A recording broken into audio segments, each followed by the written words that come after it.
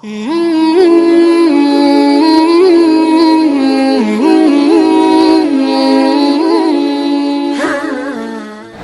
panjatkan pula salam dan salawat kepada Rasulullah Muhammad Sallallahu Alaihi Wasallam yang telah mendapat amanah untuk menyampaikan risalah Islamnya kepada umatnya.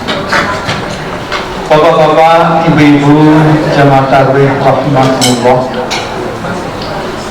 di antara hikmah Ramadan itu adalah untuk menjadikan jasmani dan rohani kita dalam keadaan sehat walafiat. Istilah sehat walafiat selalu kita ungkapkan, tapi saya belum yakin apakah bapak-bapak, ibu-ibu semuanya memahami makna sehat dan afiat itu. Ada yang menilai sehat walafiat itu sama. Nah, ini keliru.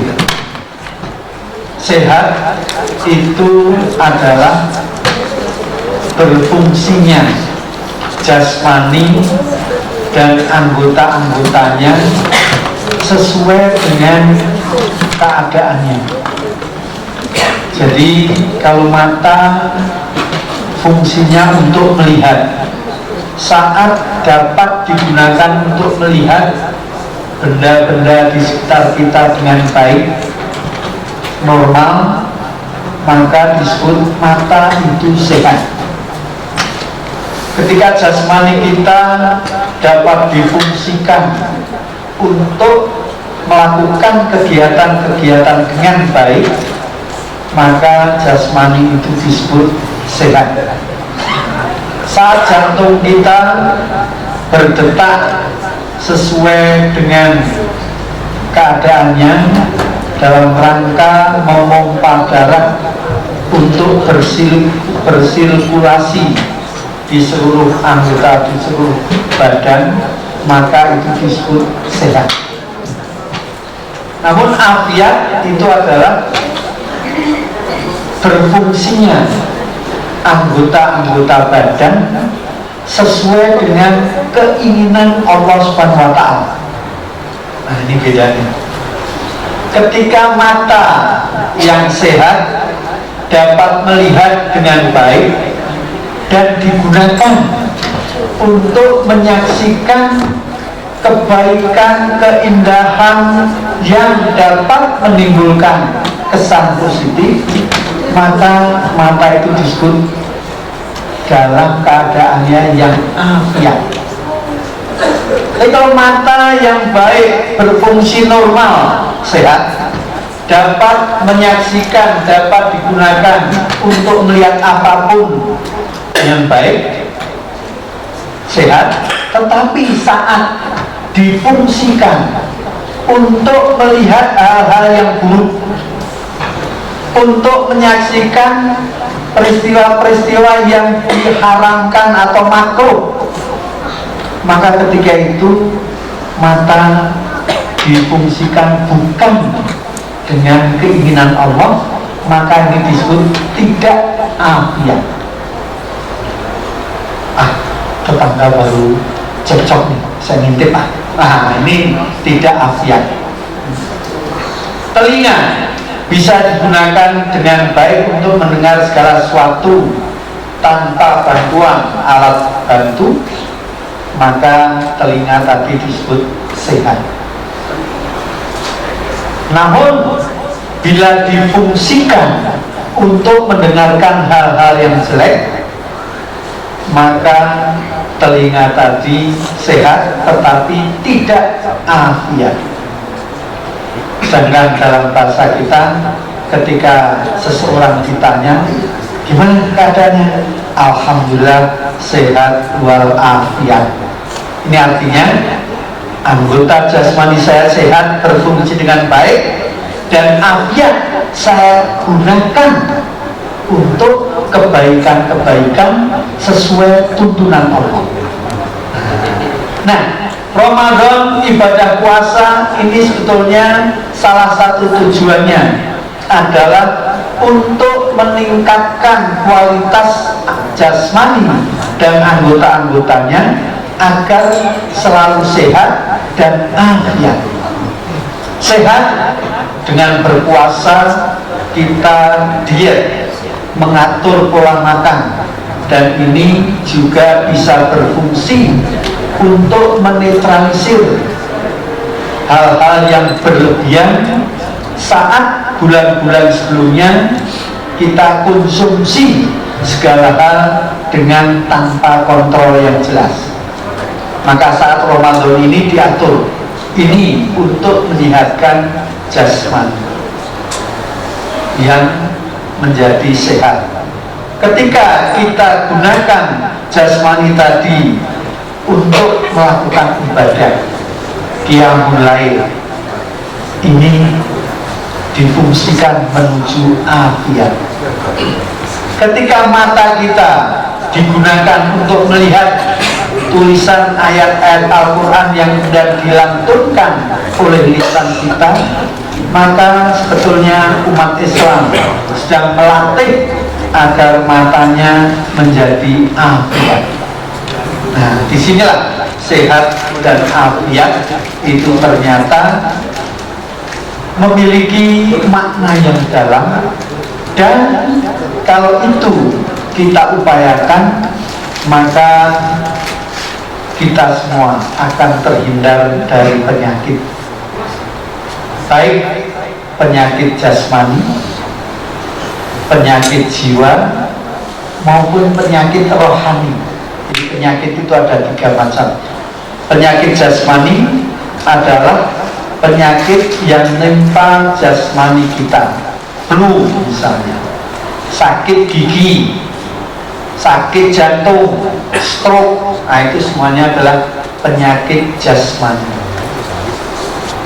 yang tentu saja diantara untuk pencegahan atau penyembuhannya bisa ke dokter, didiagnosa, diberi obat.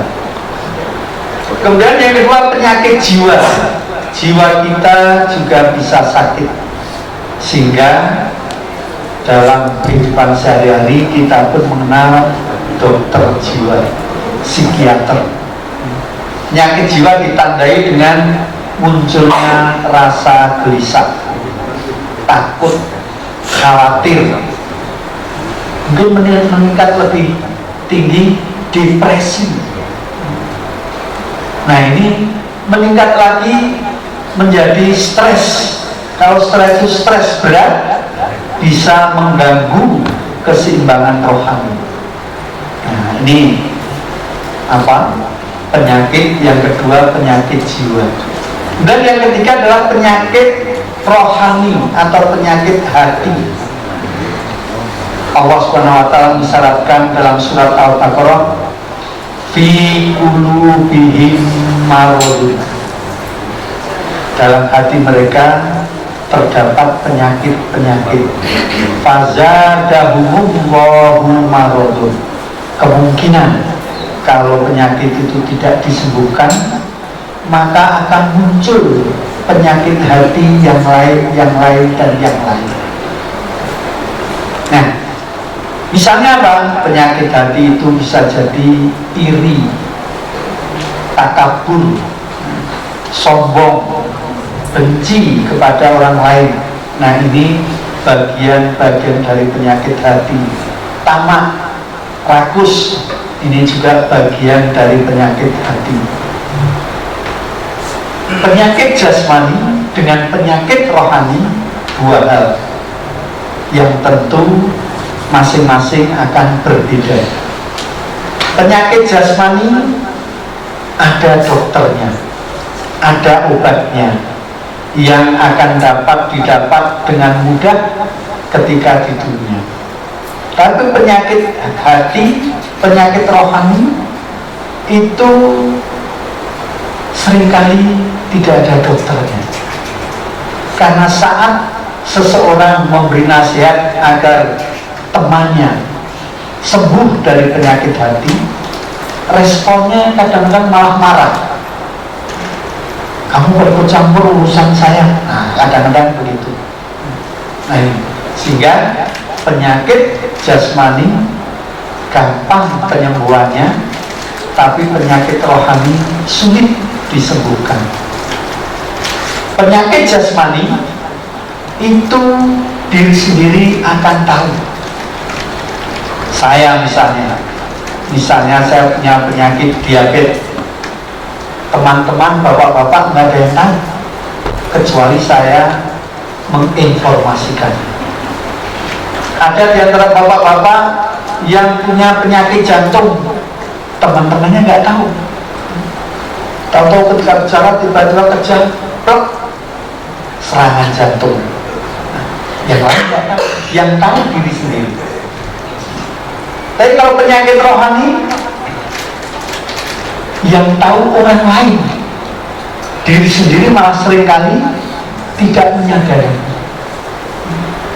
Seseorang yang punya kelebihan harta, ternyata dia merasakan harta ini saya cari dengan susah payah, saya dapatkan dengan kerja keras, peras keringat. Karena itu setelah saya kumpulkan, saya akan hati-hati menggunakannya. Sehingga saking hati-hatinya, dia dalam menafkahkan hartanya itu tidak mau berlebih-lebihan. Dia merasa ini hal biasa. Ketika ada orang minta sumbangan, minta saja, nih sedikit aja. Tapi orang lain tahu, oh ternyata bapak itu dengan kelebihan rezeki tapi medit, bakhil. Yang tahu orang lain. Orang itu karena cukup kekayaannya, ternyata sikapnya menjadi sombong. Tapi orang tadi, kamu kok sombong? Enggak, saya biasa aja. Penyakit hati yang tahu orang lain, diri sendiri malah seringkali tidak tahu. Beda tadi dengan kalau penyakit jasmani, orang lain tidak tahu, diri sendiri yang paling tahu. Bapak-bapak setelah check up, masing-masing punya penyakit apa tahu, tapi temannya, anaknya, atau bahkan istrinya kadang-kadang tidak tahu, tapi diri sendiri tahu. Tapi kalau penyakit hati, orang lain yang tahu, diri sendiri yang tidak tahu. Kemudian hal lain, penyakit hati dengan penyakit jasmani akan berbeda dampaknya. Penyakit jasmani dampaknya hanya akan berupa hal-hal negatif ketika di dunia saja. Misalnya seseorang sakit lumpuh, hanya di dunia dia merasakan tidak bisa beraktivitas seperti temannya. Seseorang sakit gigi, mengeluh giginya bengkak, gigi bengkak nggak ada, yang ada gusi yang bengkak. Sakit, melihat teman-temannya minum es teler yang enak, ketika buka dia makan jenis-jenis kuliner yang lezat, dia hanya bisa melihat satu kenikmatan dicabut hanya ketika di dunia. Tapi nggak ada orang sakit jantung kemudian berakibat negatif sehingga dia masuk neraka.